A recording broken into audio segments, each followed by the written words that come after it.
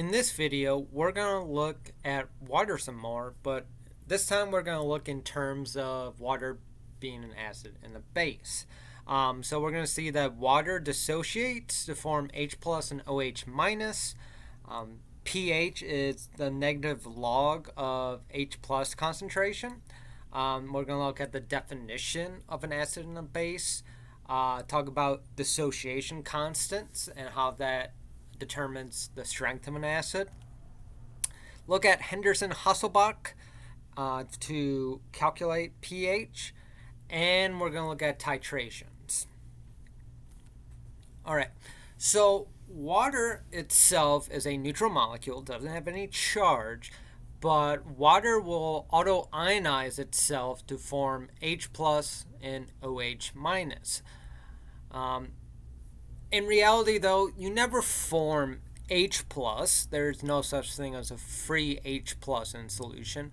What actually happens is you form hydronium, H3O plus, and OH minus. And since water really likes to stay neutral, what will happen is that H3O plus will actually do what is called proton hopping. Water will just trade protons with its neighbors. So effectively, if this molecule started at H3O plus, it's just going to keep on trading hydrogens. So every time a hydrogen's traded, that new water molecule becomes H3O plus.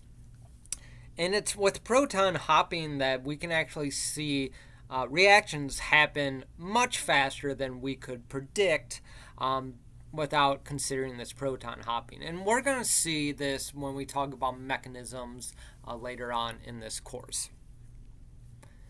Now in water, the concentration of H plus, and even though it's H3O plus, I'm going to use H plus as a shorthand.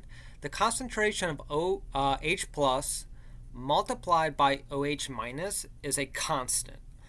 This constant we call Kw, or the ionization constant of water. And at 25 degrees centigrade, Kw equals 1.0 times 10 to the minus 14th.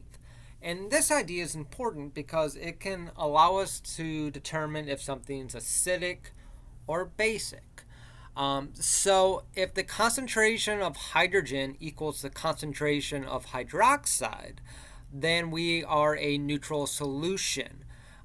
If you do the math, that means hydrogen and hydroxide both equal 1.0 times 10 to the minus 7 molar. Basically, I just took this Kw number and you square root it to get the concentration of H plus and the concentration of OH minus. Now, if we have more H plus than OH minus, it's acidic. And if we have more OH minus than H plus, it is basic. And that's what's being shown here on this graph. If you just look at the y-axis, if H plus and OH minus are the same number, we are neutral. More H plus, acidic. More OH minus, it's basic. However, when we talk about acids and bases, we actually describe that in terms of pH. Now, pH is simply minus log H plus. Every time you see a lowercase p in chemistry, it's going to be minus log of H plus. And so if we go back to our graph, when H plus and OH minus are the same concentration, pH is 7 if water is at 25°C. Now, if you're at water with different temperatures, neutral will be something other than 7, but we don't really worry about that, and we just assume it's always going to be 7 if it's neutral. Now, if you add more and more H plus, it becomes acidic. Your pH is less than 7. If you have more OH, your pH is greater than 7, and we call that basic. Now, in biochemistry, we're going to be talking about acids and bases quite a bit because our biomolecules are ionizable. That is, they can lose protons, they can gain protons. So we're just going to do a very quick, brief overview of what an acid and a base is. So for our purposes, we're going to say an acid donates a proton, not protein, decreases pH, and a base accepts a proton, not protein, and that increases pH. And our general scheme is HA plus H2O goes to H3O plus and A minus. So here HA is our acid, H2O is our base, and when an acid interacts with a base, it will create a conjugate acid. And when a base interacts with an acid, it will create a conjugate base. Really, the way to think about this is that when you have an acid, remove the hydrogen, and whatever that is, that's called your conjugate base. For your base, add a hydrogen. Whatever that is, it's your conjugate acid. That is, and the reason we have these is because an acid and base reaction can generally go back and forth. So this conjugate acid and conjugate base can react to reform our initial reactants. And here in these next two bullets, I've written out the reactions for the acid and the base again. And when we talk about strengths of acid, what we use are called dissociation constants, Ka. So Ka is written the same way as Keq was in the previous video. It is products over reactant. And we don't have H2O here because H2O is a liquid and a concentration of H2O actually doesn't change during the reaction. So that's why we just have H plus, A minus, and HA as a denominator. And the stronger this acid is, the more likely it is to donate its proton. So the stronger the acid, the more the equation will go to the right. Therefore, the bigger the Ka value because the more products you have. The stronger the acid, the more products you have, then the higher value of Ka. However, we actually don't use Ka. Biochemists talk in terms of pKa.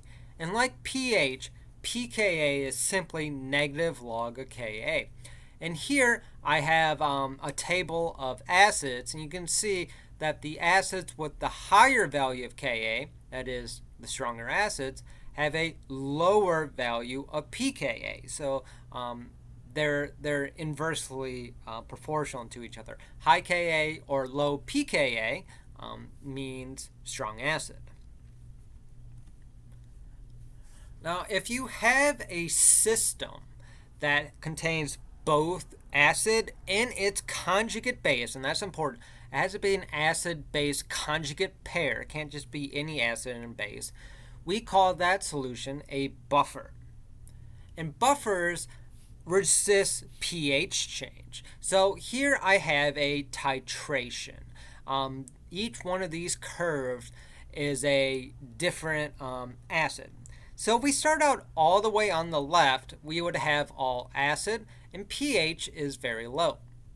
If we go on all the way to the right, all of our acid has been converted to base, and our pH is high. However, in the middle here, when we have a combination of acid and conjugate base together, you can see that the pH really doesn't change all that much because a buffer will resist that change. For example, let's say we are right here and we add base. Well, what will happen is that our NH4 plus, our acid, will react with our base that we create and make NH3. So our pH won't change all that much. And the way that we use to determine pH of a buffer system is through the Henderson-Hasselbalch equation. Henderson-Hasselbalch says in a buffer, pH equals pKa plus log of base over acid. And using this equation, what we can see is if we're at the midpoint, and the midpoint is the concentration of base equals the concentration of acid, that means the log of, it's essentially 1. The log of 1 is 0. So if your base equals your acid, pH equals pKa. And this is where the buffer's at its maximum capacity.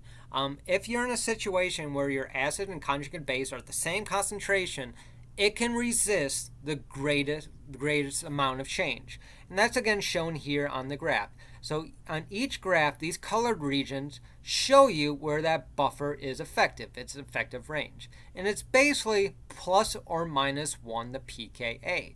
And so it is most effective if you start with a buffer that is equal concentrations acid and base. And since in biochemistry, the biomolecules that we're going to look at has a lot of ionizable groups, it's very important for organisms to keep their fluids at a certain pH range. And so organisms use a lot of buffers. And one example for humans is a blood buffer. Our blood is slightly basic. It's roughly 7.2, 7.3, something like that. And if our blood pH would either go higher or go lower, we would pass out and we would die, even with a little change. Therefore, we have a blood buffer to make sure we don't change all that much. And it is possible that you work with acids that have more than one acidic hydrogen. We call these polyprotic acids. And one great example in biochemistry is phosphoric acid. You'll find phosphoric acid in ATP, in DNA, in RNA. Just plain phosphate groups are everywhere. And phosphoric acid has three acidic hydrogens. So it goes H3PO4 to H2PO4 minus, HPO4 minus, and finally PO4 minus. Each hydrogen has its own pKa. And so when we look at a titration of a polyprotic acid, it's like our previous slide where we have a titration, but they're just connected together. So it's almost like three acids all together. But it's really the same idea as our previous slide, where you have a starting point where it's all acid, a midpoint where our two concentrations are the same, then the equivalence point where our first acidic hydrogen has all been used up, midpoint number 2, second equivalence where our second hydrogen has been all used up, midpoint 3, and finally our third equivalence point where all of our acidic hydrogens have been used. So a little more complicated, but not all that much.